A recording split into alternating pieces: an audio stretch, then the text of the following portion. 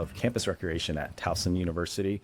We got a special show for you today. I'm joined by not one, but three guests, and we're going to talk about Campus Rec Summit. So first, let me introduce you to our guests. First up is Sarah Segoviano, Associate Director of Fitness and Wellness from Tarleton State University. How you doing, Sarah? I'm doing all right. How's it going? Where is Tarleton? Tarleton is located in Stephenville, Texas, the cowboy capital of the world. So it's a little southwest of Fort Worth, Texas. Gotcha. So Texas. All right. We're also joined by Jess Ward, the Senior Associate Director of Athletics from Princeton University. Hi, Jess. Hi, Grady. How are you? I'm good. I think most people know where Princeton is, but it is in America's favorite place, New Jersey. New Jersey, yep. Yeah. And last but not least, the one and only Sheldon Tate, Executive Director of Recreation at George Mason University. What's up, Sheldon? Salutations. How are you, Grady? Great. Thank you. So I appreciate you guys joining me today on this edition of The Download.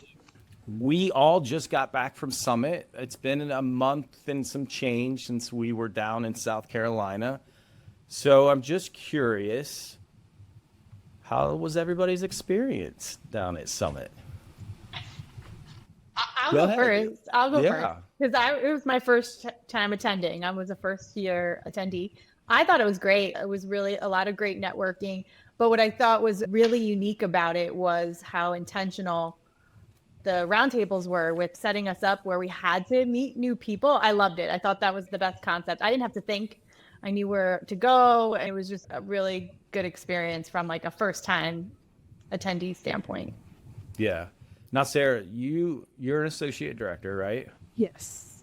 Was this your first experience with Summit as well? Very, very first experience. I went in there with no expectations whatsoever. I agree. Just like Jessica, I loved already having it planned for me where I needed to sit, where I needed to go. I enjoyed meeting everybody. Networking was just on point because I usually, like in other places that I've been to, I didn't feel like I got to know certain people and it was just quick, whether or not I got to remember their names. This time I got to really get to know people. I felt very validated in some of the roundtables. I felt like I could say whatever I wanted to say and speak in rough drafts if needed to. I really enjoyed my experience there. Yeah, I'm going to come back to you with a follow-up question. But first, Sheldon, you've been before. This was your second or third, or you were a veteran of the Summit. Any takeaways or based on your experience from the past versus this time? Yeah, no, I think it just builds on the attraction of the experience to begin with, right? It's a concentrated population of individuals looking at the work we do from the same lens.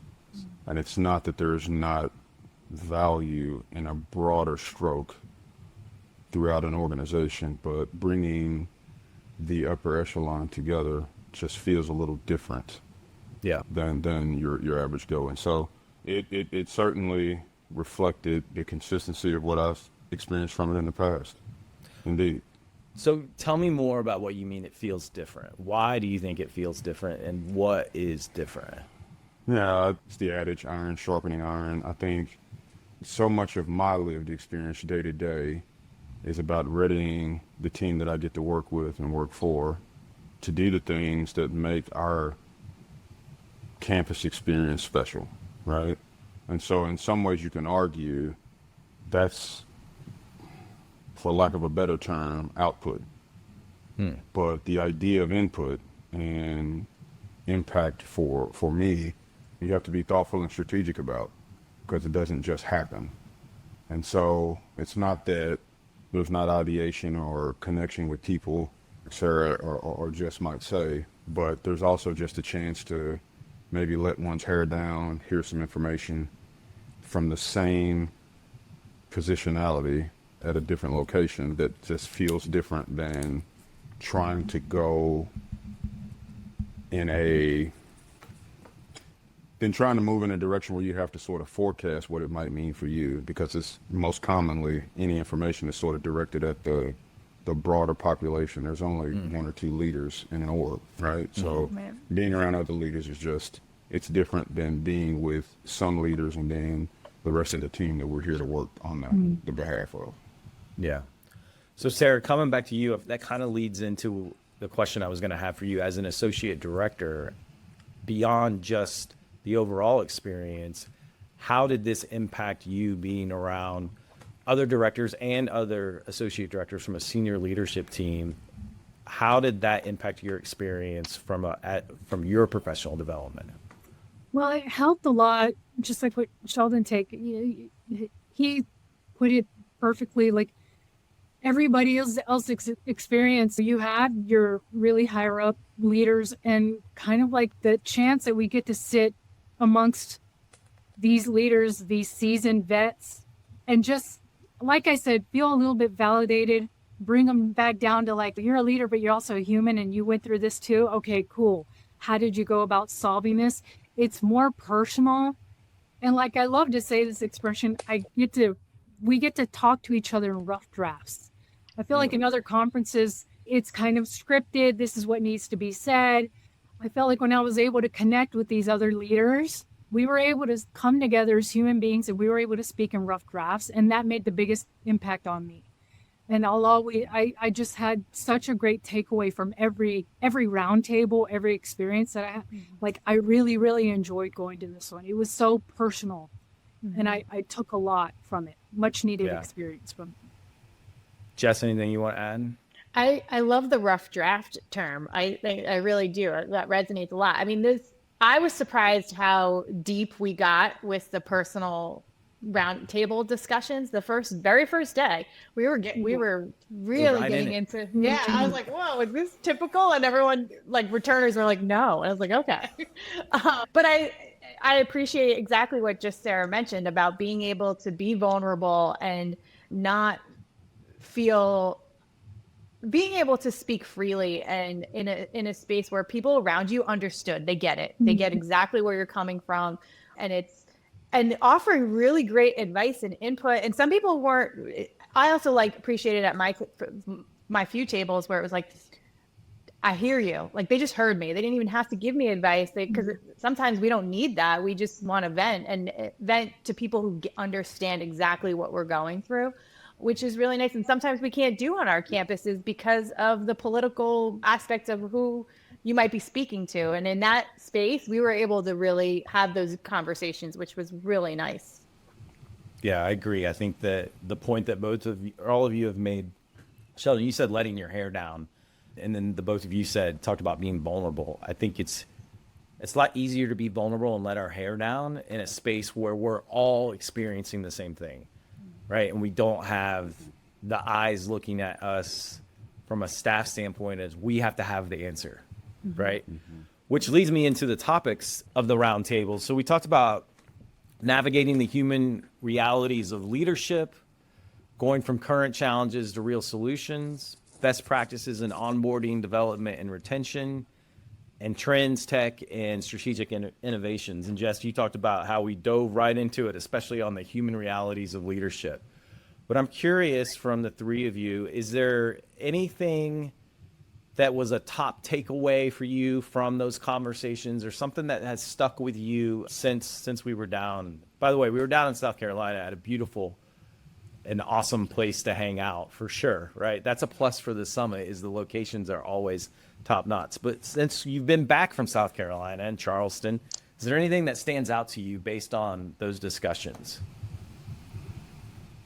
I feel like when he said it and I heard it, I forgot. We were talking about when mistakes are made and we get to own it and it's okay. And when he said, just say that's on me.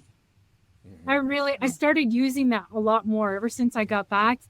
And whenever I started saying that, how much better I was taken, how it was interpreted.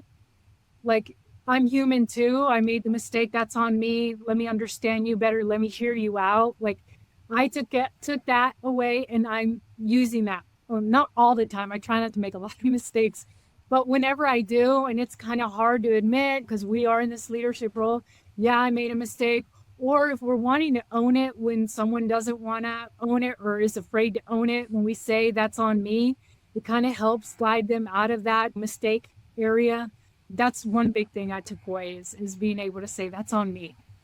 Yeah, that was Andrew Reddick, and that session was, I mean, he called me out, and I got real vulnerable, but it was very. I agree, like that's on me, and it goes back to what you guys are saying, is right, like just the human side of being a leader. I think was his point, and that was a good way for him to phrase it. Anything else that stands out to the other two from those sessions? Sheldon, you're nodding your head. You got a big smile on your face. Go ahead. Yeah, I mean, I think Grady, you and I certainly have gotten to know each other better and better as time's gone on. I have what you might call a mature palate.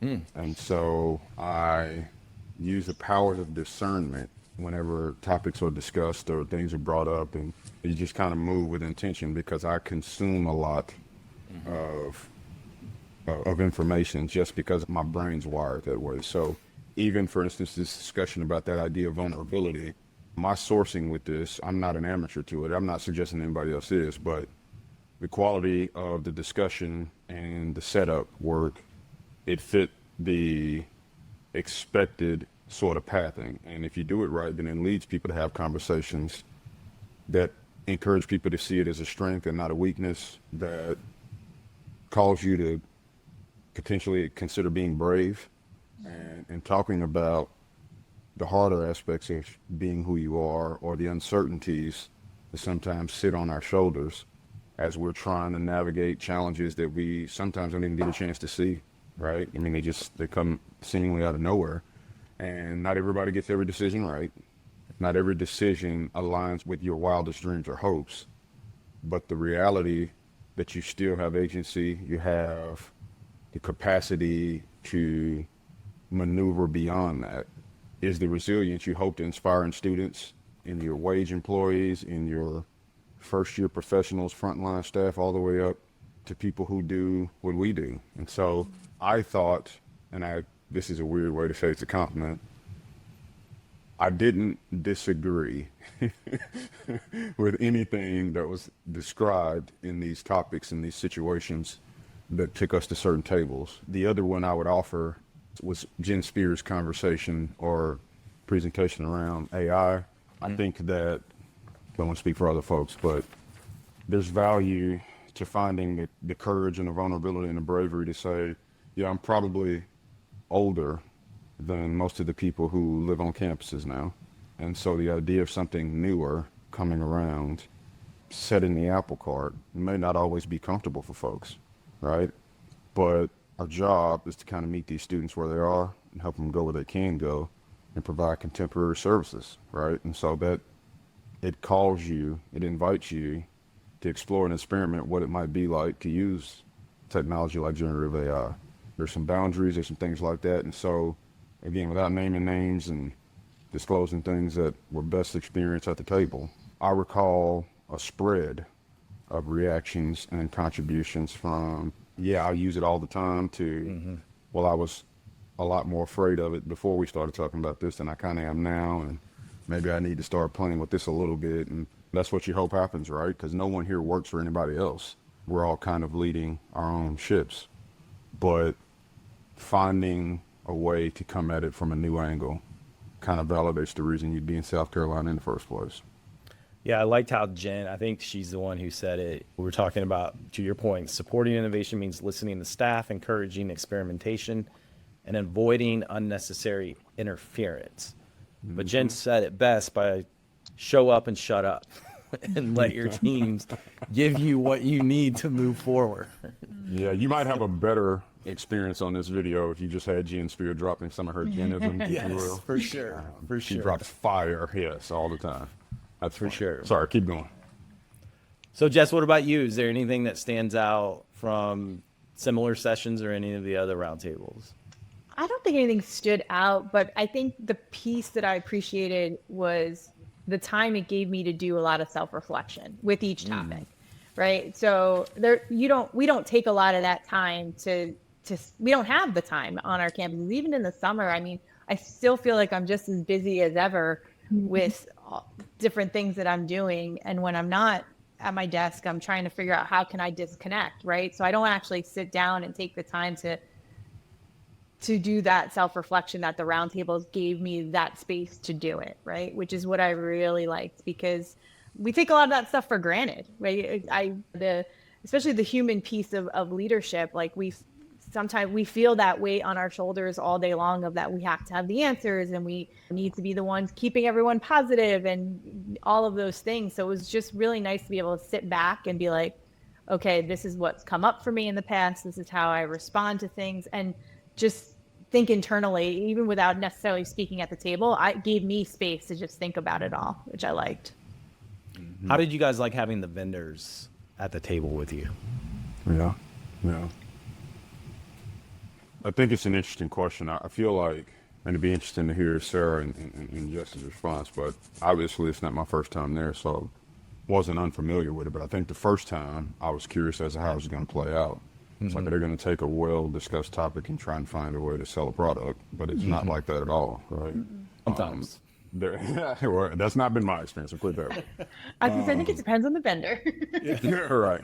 Well, rather, what it felt like for me was just a contributing voice from, relatively speaking, outside in, or from their own lived experiences. And I found a moderate level of like just genuine curiosity around, like, perhaps in some ways our practices may be a little bit down the line from where they would like to be in what they do day to day.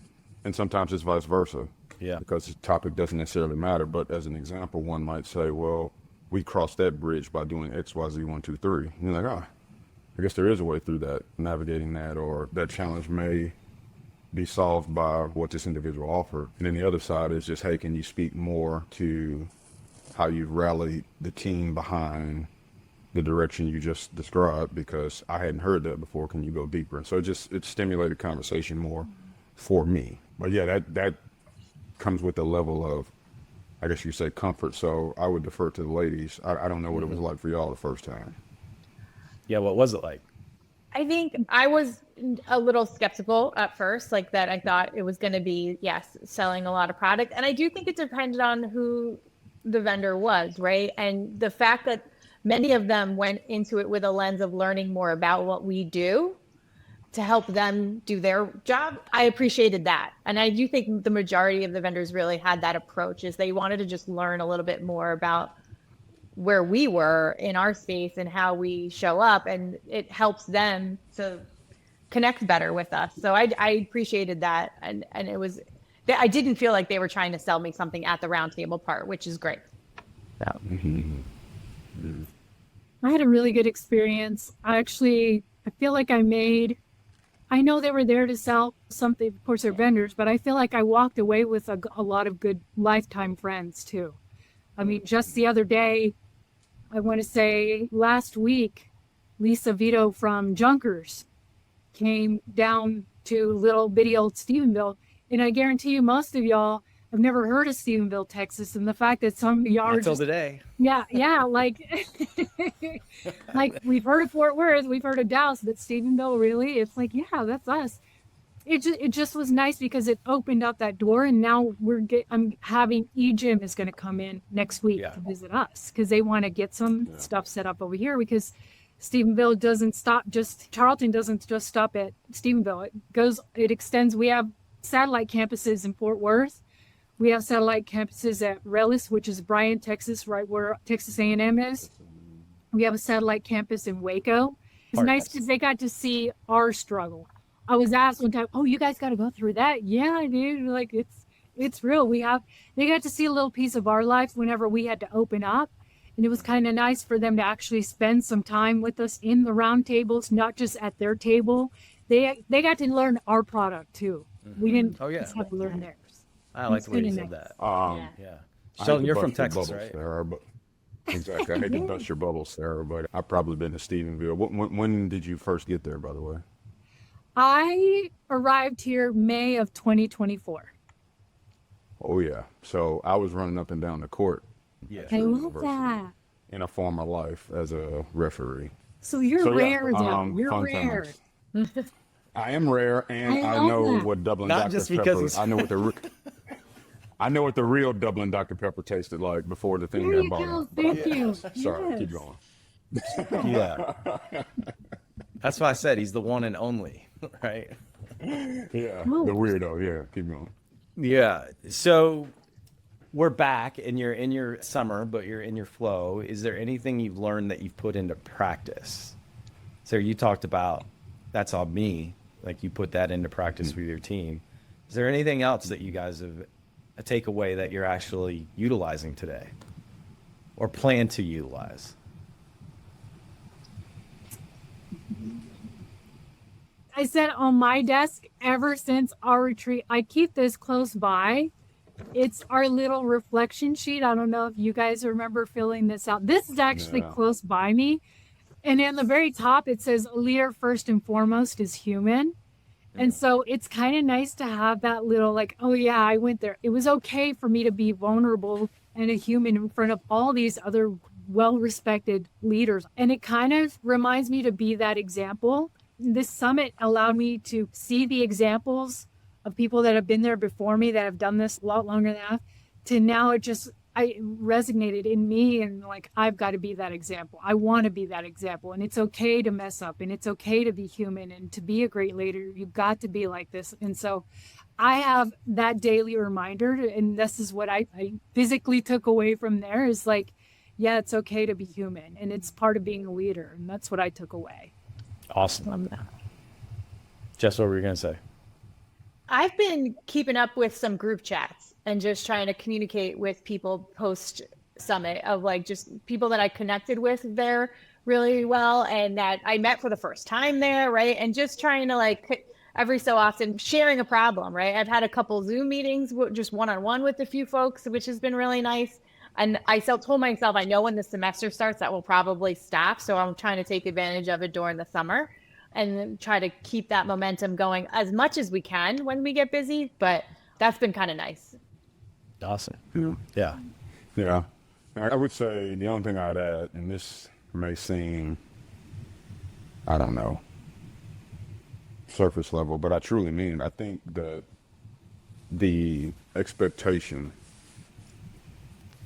or the idea that stopping the day-to-day grind for reflection and like organization of thoughts and centering oneself around where you are is powerful. And so what I've done and tried to do in my sort of daily grind is find ways to present that for our team. So we're not just talking about, hey, are you taking time to get away when we can most afford to allow that to happen for you? But like, what are you doing with your time that doesn't just create output, but does provide some input in your own right? Perhaps it makes you a better employee, but hopefully you're also finding a way to be a better version of yourself. Because the game, or the game's not the right term, but the process of self-development or identity development, all of these concepts, like there's an active part the individual has to play. And so I've tried to be more intentional about asking folks what they're doing with their downtime as opposed to if they're simply taking time for themselves. Because one of those questions may be a little bit more on target and on brand as a result of what we've experienced than just a rudimentary, hey, use your vacation time if you'd like. Does that make sense? Yeah. Total sense. Yeah. So who's going back next year? To New Mexico. I want to. That's the plan. The plan. Yeah. Yeah. The My money grandmother was I still there. won. She said, I won the 500. Oh, you won the prize. that's right. Yeah, so that's I'm right. So you're using definitely my going. winnings to go. Yeah, that's awesome. yeah. So what would my each of grandmother you was still living, she'd say my intentions are to go. So yeah, that's what Yeah. she'd say. Well, we all yes. Yeah, I'm with you. It should be great. But what would each of you say to someone who's never been or is on the fence about going? Why would you tell them that they should? Or I'm not pretty sure you're not going to say they shouldn't, but why would you say that they should? I Well, would just tell I them that said- it's oh, sorry. You go, Sheldon. No, go for it. Cook. You got it. I would just let them know that it's different. It is different. Like it's very, and that I guess the best way to describe how it's different is that it's a more intentional experience for your own professional development that you won't get anywhere else, right? And if you're looking for something that's going to have an impact for you in that short window, it's a perfect opportunity for you to take advantage of it. So Yeah, I think the only thing I would add is I guess it depends on who you talk to, but for me, I feel more prepared to serve in the way that I'm called to serve when I take time for me. And so the only conversation that feels authentic to me is about, well, if you're not going to do this, what are you going to do to center yourself? And maybe if they have an answer, then I guess they could go do that. But by and large, what I've seen is just people finding ways to opt out of professional development because they just, whatever, feels like something they should be offering to others. They don't see the value add for themselves, and that's something we should all be disabused of as leaders, because just because you got the title doesn't mean that the burden is somehow not heavy, that some of the days aren't longer than the others, and if you're pouring from an empty cup, I'm not sure what's coming out. So Yeah. I would just talk with people about taking the time to refill the tank, and this is a great place to do that. Yeah. My wife tells me that all the time, right? We fill the love tank. Sarah, what would you say? I would say go for it. Be ready to learn. Be ready to be vulnerable. Check the ego at the door and just be open. The networking, to meeting new friends, to learning about their experiences. Get ready to feel validated and heard and seen. Like, this summit was an experience I've never experienced at any other conventions, like I said. And I truly, truly recommend my colleagues. I recommend anybody to go to this. It was really, really nice to go. And that's why I can't wait to go next year. I can't wait. Yeah. Well said.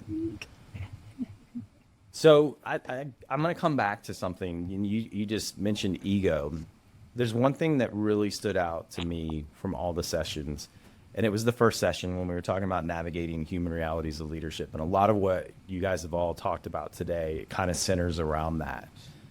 But there was a quote that was put up on the screen that Andrew put up in his presentation that said, "Failure shows up unannounced and unwelcomed, and ego allows it to stick around for a while."